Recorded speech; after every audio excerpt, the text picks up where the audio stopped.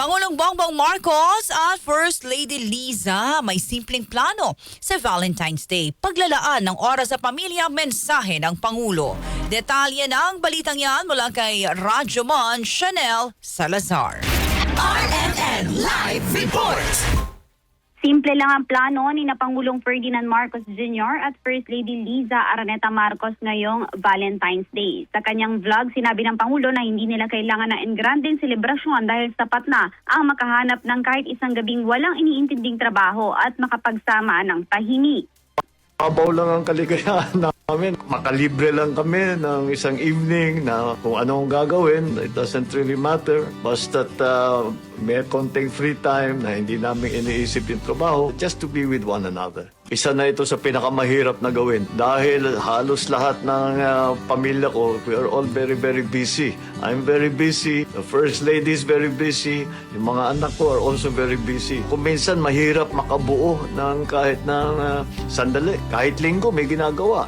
Isang araw lang o mag-dinner man lang. Basta't meron kaming opportunity na magsama, we take it. Kung maihahanda man, oyster at champagne ang pipiliin ng Pangulo na madalas nilang pagsaluhan noong nagsisimula pa lang ang kanilang relasyon. Moonlight and Vermont naman anya ang kanilang team song na naging bahagi ng isa sa kanilang mga unang date sa New York. Ayon sa Pangulo, mahigit 30 taon na silang mag-asawa ng unang ginang at ang sekreto dito ay ang pagbibigayan at pag-unawa.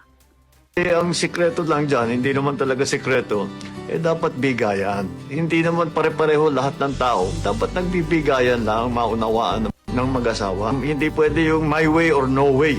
Pagka ganun, hindi, may isang laging malungkot dun. Kaya bigayan lang.